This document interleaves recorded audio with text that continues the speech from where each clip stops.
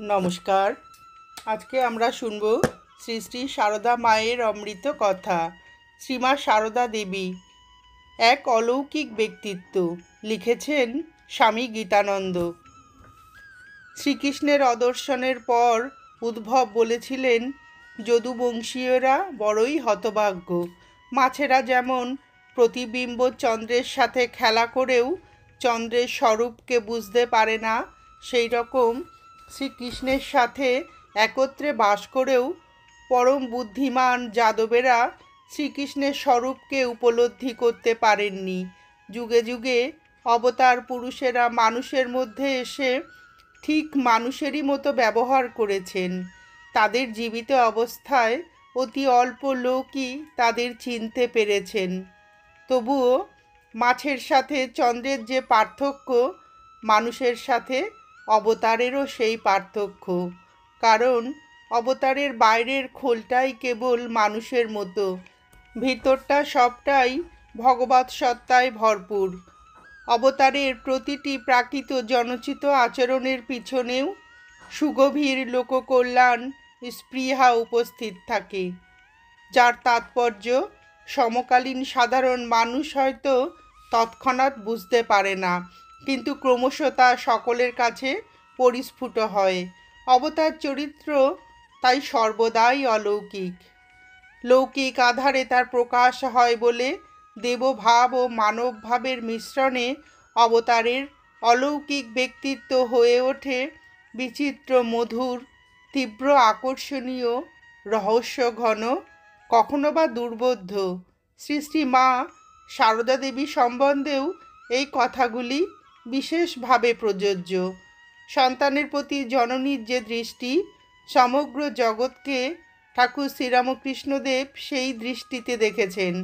শ্রীরামকৃষ্ণদেবের বাৎসল্য দৃষ্টি রূপ পরিগ্রহ করেছে শ্রীমার মাতৃমূর্তির মধ্যে। মায়ের অতুলনীয় ব্যক্তিত্বের প্রকাশ তাই হয়েছে প্রধানত মাতৃভাবের আকারে। তা সত্ত্বেও মায়ের ব্যক্তিত্বের মধ্যে মাতৃভাবের পাশাপাশি কিংবা মাতৃভাবের অতিরিক্ত আরও কিছু বৈশিষ্ট্য চোখে পড়ে। বহুল আলোচিত বলে এই প্রবন্ধে মায়ের মাতৃভাবময়ী ব্যক্তিত্বের কথা অতি সংক্ষেপে আলোচনা করে ব্যক্তিত্বের অন্যতর কয়েকটি দিকের প্রতি দৃষ্টি আকর্ষণ করব। শ্রী শ্রী মা জগতের সবাইকে দেখেছেন সন্তান রূপে। একদিন এক শিষ্যের প্রশ্নের উত্তরে বলেছিলেন যে তিনি ঠাকুর শ্রীরামকৃষ্ণদেবকেও সন্তান ভাবে দেখেন। শ্রী মায়ের জীবনের যে কোনো অংশই এই অপার্থিব মাতৃস্নেহের মহিমায় মহিমান্বিত।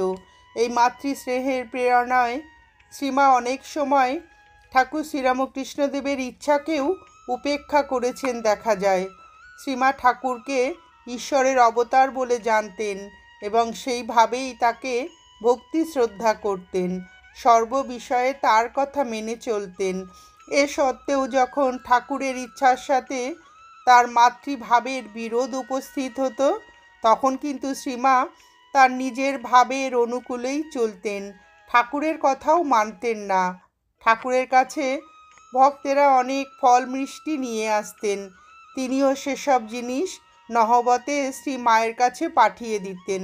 শ্রীমা উৎসবের অগ্রভাগ ঠাকুরের জন্য সামান্য রেখে বাকি সব মাতৃভাবের প্রেরণায় পাড়ার ছেলেপিলে এবং ভক্তদের মধ্যে বিলিয়ে দিতেন। একদিন এইভাবে সমস্ত জিনিস বিলিয়ে দিতে দেখে গোপালের মা বলেছিলেন, বৌমা, আমার গোপালের অর্থাৎ ঠাকুরের জন্য কিছু রাখলে না? ঠাকুরও শ্রীমার এই মুক্ত হস্তের কথা জানতেন। একদিন তিনি শ্রীমাকে অনুযোগ করে বলেছিলেন, এত খরচ করলে কিভাবে চলবে? শ্রীমা কোনো কথা না বলে সেখান থেকে চলে গেলে ঠাকুর ব্যস্ত হয়ে রামলাল দাদাকে বলেছিলেন, ওরে রামলাল, যা তোর খুড়িকে গিয়ে শান্ত কর। ও রাগলে নিজেকে দেখিয়ে বললেন, এর সব নষ্ট হয়ে যাবে। ঠাকুর জানতেন যে শ্রী মায়ের এই অমিত ব্যয়িতা তার মাতৃভাবেরই এক বহিঃপ্রকাশ, আর মা সারদা দেবীর মধ্যে এই মাতৃশক্তির স্ফুরণের জন্য তিনি নিজেও তপস্যা করেছিলেন। ক্রমে শ্রী মায়ের মধ্যে মাতৃশক্তি স্ফুরিত হলো অতুলনীয় রূপে। জগন্মাতার হৃদয়ে প্রকাশ হলো মা শারদার মধ্যে, কিন্তু লক্ষ্মী স্বরূপা হয়েও লক্ষ্মীর অফুরন্ত ভাণ্ডারের প্রকাশ ছিল না সেখানে। তাই না বিরোধ দেখা গিয়েছে, যখনই মাতৃভাবের সঙ্গে অন্য কর্তব্যের বিরোধ ঘটেছে, শ্রীমা প্রথম স্থান দিয়েছেন তার জননীত্বকে। শ্রীমা জানতেন যে ঠাকুর সকলের ছোঁয়া জিনিস খেতে পারেন না, তাই ঠাকুরের খাবার তিনি নিজেই এনে তাকে খাইয়ে দিতেন। একদিন তিনি ঠাকুরের খাবার নিয়ে আসছেন, হঠাৎ একজন মহিলা এসে বললে, মা আমায় দিন, বলে শ্রীমার হাত থেকে থালাটি নিয়ে ঠাকুরের সামনে রেখে চলে যায়। ঠাকুর শ্রীমাকে বললেন, তুমি এ কী করলে? ওর হাতে দিলে কেন? ওকে কি জানো না আমি ওর ছোঁয়া এখন খাই কি করে? শ্রীমা মিনতি করে বললেন, জানি, আজ খাও। ঠাকুর তখন বললেন, আর কোনো দিন কারো হাতে দেবে না বলো। শ্রীমা তখন মাতৃভাবে উদ্বুদ্ধ হয়ে তার জীবনের সার কথাটি বলে ফেললেন, তা তো আমি পারবো না ঠাকুর, তোমার খাবার আমি নিজেই নিয়ে আসব, কিন্তু আমায় মা বলে চাইলে আমি তো থাকতে পারবো না। আর তুমি তো শুধু আমার ঠাকুর নও, তুমি সকলের। শ্রীমার এই কথা থেকে বোঝা যাচ্ছে যে ঠাকুরের ঈশ্বরত্ব সম্বন্ধে তিনি সদা সচেতন থাকলেও মাতৃভাবের প্রতিকূল কোনো আদেশ মানা শ্রী মায়ের পক্ষে সম্ভবপর নয়।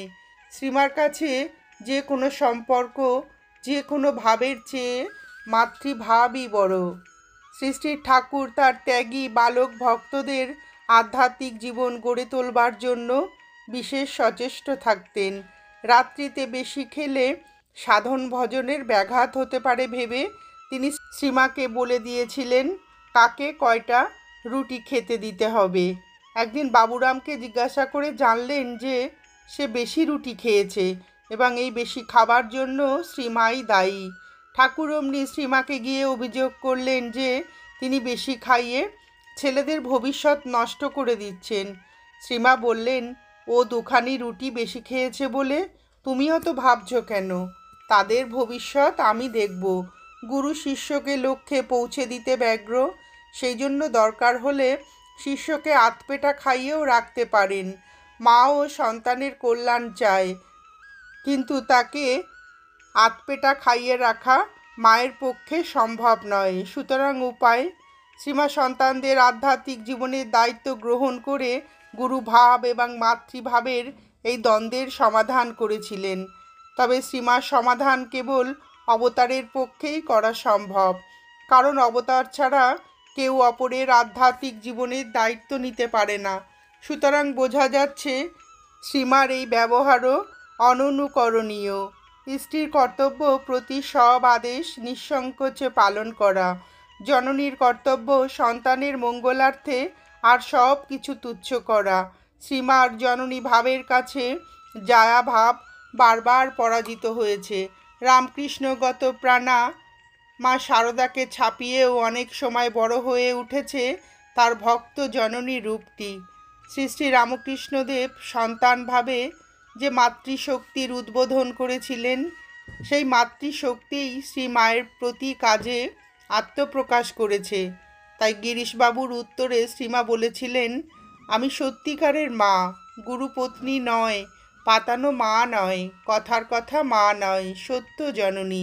সাধারণ মানুষ একথার অর্থ যেভাবেই নিক, এটা কিন্তু ধ্রুব সত্য যে জগতের ইতিহাসে এমনটি আর কোথাও দেখা যায়নি।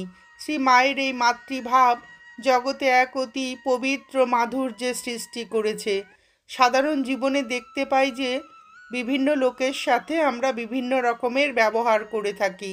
আত্মীয় স্বজনদের সাথে একরকম, আত্মীয়র মধ্যেও কত রকমের ব্যবহার, শিষ্যদের সাথে একরকম, প্রতিবেশীদের সাথে একরকম, বিভিন্ন ধর্মাবলম্বীদের সাথে আর এক রকম। এই হচ্ছে জগতের নিয়ম।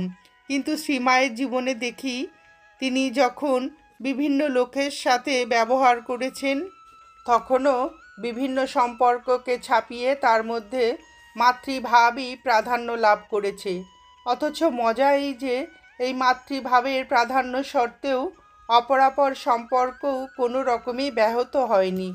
ভাইদের কাছে শ্রীমা ছিলেন তাদের দিদি, কিন্তু প্রকৃতপক্ষে তিনি স্নেহময়ী মায়ের মতো ভাইদের সকল অন্যায় আবদার সব সময় সহ্য করে তাদের রক্ষা করেছেন। অপর আত্মীয় কুটুমদের সম্বন্ধেও ওই একই কথা। রাধুর খুড়শ্বশুর সম্পর্কে শ্রীমার বেয়াই, কিন্তু শ্রীমা তাকে বাবা জীবন বলে চিঠি লিখতেন। এতে রাধুর মা আপত্তি করলে শ্রীমা বলেছিলেন, সে আমাকে মা বলে আনন্দ পায়, আমিও তার কাছে তাই। শ্রীমার এই বাৎসল্য ভাবের গণ্ডি মানুষকে ছাড়িয়ে জীবজন্তুর মধ্যেও সম্প্রসারিত হয়েছিল। জয়রামবাটিতে শ্রীমায়ের বাড়িতে কতগুলো বিড়াল ছিল। শ্রীমায়ের সেবক জ্ঞান মহারাজ কিন্তু বিড়ালগুলোর ওপর খাপ্পা ছিলেন এবং মাঝে মাঝে মারধরও করতেন। একবার শ্রীমা কলকাতায় আসার আগে জ্ঞান মহারাজকে ডেকে বললেন, জ্ঞান, বিড়ালগুলোর জন্য চাল নেবে, যেন কারোর বাড়ি না যায়। আরও বলেছিলেন, বিড়ালগুলোকে মেরো না, ওদের ভেতরেও তো আমি আছি। আত্মজ্ঞান ও বিশ্বব্যাপী মাতৃভাবে সুপ্রতিষ্ঠিত ব্যক্তির পক্ষেই এমন কথা বলা সম্ভব। তাই একজন সেবকের প্রশ্ন, তুমি কি সকলেরই মা? এর উত্তরে শ্রীমা বলেছিলেন, হ্যাঁ। আবার প্রশ্ন, এইসব ইতর জীবজন্তুরও? শ্রীমা বললেন, হ্যাঁ, ওদেরও। এমন আত্মজ্ঞান ও অপরূপ মাতৃভাবের সমন্বয় কেহ আর কোথাও দেখেছে কি? শ্রীমা সম্পর্কে আলোচনায় স্বামী শারদানন্দ বলেছেন, যাহার স্নেহ সুধায় প্রাণ পরিতৃপ্ত হয় তিনিই মা। আবার পুলকিত প্রাণে স্নেহধারা যাহার দিকে ধাবিত হয় তিনিই মেয়ে। শ্রীমা সকলেরই মা, বিশ্বজননী। কিন্তু এই অলৌকিক জননীর মধ্যেও একটি কন্যার রূপ লুকানো ছিল, যার প্রকাশ ক্বচিৎ হয়েছে বিশেষ বিশেষ ভাগ্যবান ব্যক্তির কাছে। দক্ষিণেশ্বরে শ্রীমা একদিন যোগিনমাকে বললেন, যোগিন, তুমি শুকনো বেলপাতায় পুজো করো কি? যোগিনমা বললেন, হ্যাঁ মা, কিন্তু তুমি কি করে জানলে? শ্রীমা বললেন, আমি আজ সকালে ধ্যান করবার সময় দেখতে পেলুম তুমি শুকনো বেলপাতা দিয়ে। এইটুকু বলেই শ্রীমা তাড়াতাড়ি সামলে নিয়ে বললেন, পুজো করেছিলে। বুদ্ধিমতী যোগিনমার বুঝতে বাকি রইল না যে কলকাতায় বাড়িতে পুজোর সময় তিনি যা করেছেন, দক্ষিণেশ্বরে বসেই শ্রীমা তা জানতে পেরেছেন। তিনি স্তম্ভিত হয়ে মায়ের মুখের দিকে চেয়ে রইলেন। মাও ধরা পড়ে গেছেন দেখে লজ্জায় আরক্তিম হয়ে যোগিনমাকে জড়িয়ে ধরলেন। সেই মুহূর্তে যোগিনমার মনে হয় তার কন্যা গানু যেন তাকে জড়িয়ে ধরেছে। স্নেহ বিগলিত হয়ে তিনি শ্রীমাকে বুকে ধরে চুমু খেলেন। পরে হুঁশ হলে তার চরণ স্পর্শ করে পায়ের ধুলো মাথায় নিলেন। অসুখের সময় মায়ের বালিকা ভাব বিশেষভাবে প্রকাশিত হয়। শ্রীমা তখন জয়রামবাটিতে অসুস্থ। মায়ের এক সন্তান রোজ ভোরবেলা এবং রাত্রে শোবার আগে মায়ের ঘরে গিয়ে খোঁজ খবর করে আসেন, শ্রীমা কেমন আছেন। একদিন ভোরে গিয়ে মাকে কুশল সমাচার জিজ্ঞাসা করতেই শ্রীমা বললেন, বাবা, ভালো আছি, একটু খিদে পাচ্ছে। মায়ের চোখে মুখে ছোট্ট বালিকার মতো ভাব। কথাগুলি বললেন বালিকার মতো আবদারের সুরে। মায়ের ইচ্ছা বুঝে জনৈক সেবিকা একটি ছোট্ট কৌটোয় ছাতুর মতো একটা কিছু জিনিস নিয়ে এলেন। জিনিসটার আঞ্চলিক নাম ময়না কৌটা। টাটকা ভাজা খইয়ের ভেতরে যে আধ কৌটো মুড়ির মতো খই থাকে, তার সঙ্গে পরিষ্কার ভাজা তিলের গুঁড়ো এবং কিছুটা ঝাল নুন মিশিয়ে তৈরি। জিনিসটা মুখরোচক, লঘু পাক ও সুস্বাদু, মায়ের খুব প্রিয়। সেবিকা জিনিসটি সেবক সন্তানের হাতে দিতেই মা ছোট্ট মেয়ের মতো আবদার করে বললেন, খাইয়ে দাও। সন্তান একটু ইতস্তত করছিলেন, কারণ ময়না কৌটো বস্তুটি তিনি আগে কখনো দেখেননি। জিনিসটি মায়ের অসুস্থ শরীরের পক্ষে উপযোগী কিনা তাও তিনি জানেন না। কিন্তু মা ততক্ষণে সাগ্রহে মুখ বাড়িয়ে দিয়েছেন, কাজেই আর ভাবনা চিন্তা করতে পারলেন না। মায়ের বিছানার ওপরে বসে একটু একটু করে সেই খাবার মায়ের মুখে দিতে লাগলেন। খেয়ে দিয়ে মায়ের চোখে মুখে বালিকার মতো তৃপ্তি ও আনন্দ ফুটে উঠল। সেই সময় স্বদেশী আন্দোলন চলছে। কোয়ালপাড়া আশ্রমে যেসব সাধু ভক্তেরা আসতো তাদের উপরেই পুলিশের নজর থাকতো। মায়ের একনিষ্ঠ ভক্ত বিভূতিবাবুর সঙ্গে বাঁকুড়া জেলার ডেপুটি সুপারিনটেনডেন্টের পরিচয় ছিল। মায়ের আশ্রমে যাতে পুলিশের সুনজরে থাকে সেই আশ্রমে তিনি ডিএসপিকে জয়রামবাটিতে এনেও মাকে দর্শন করাবার ব্যবস্থা করলেন। পুলিশ কর্তা সব দেখে শুনে বিদায় নেবার সময় হাসি মুখে মাকে জিজ্ঞাসা করলেন, এই সবে অর্থাৎ পুলিশ যে সদা সর্বদা খোঁজ খবর করে তার জন্য ভয় করে না তো? বিভূতিবাবু আগ বাড়িয়ে উত্তর দিলেন, ভয় করবেন কেন? কিসের ভয়? চারপাশে অনেক লোক দাঁড়িয়ে, সবাই নীরব। পুলিশ সাহেব মায়ের মুখের দিকে চেয়ে আছেন। শ্রীমা তার মুখের দিকে চেয়ে ঠিক একটা ছোট্ট মেয়ে যেমন তার বাবাকে আবদার করে বলে তেমনি সুমধুর স্বরে বললেন, হ্যাঁ বাবা, আমার ভয় করে। পুলিশ কর্তাও সস্নেহে যেন কন্যাকে প্রবোধ দিচ্ছেন। এইভাবে মাকে সাহস দিয়ে বললেন, কোনো ভয় নেই মা, আমি সব ঠিক করে দিয়ে যাব। মায়ের দিকে চেয়ে তিনি পালকিতে উঠে যাত্রা করলেন। মাও চেয়ে আছেন পুলিশ কর্তার দিকে। বালিকার নিশ্চিন্ত দৃষ্টি, যেন কন্যা চেয়ে আছে পিতার দিকে।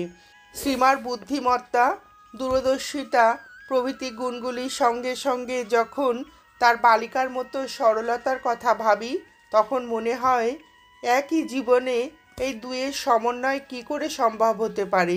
শ্রীমা হারিকেন লণ্ঠনের চিমনি খুলতে পারতেন না, বলতেন ওতে অনেক কলকবজা।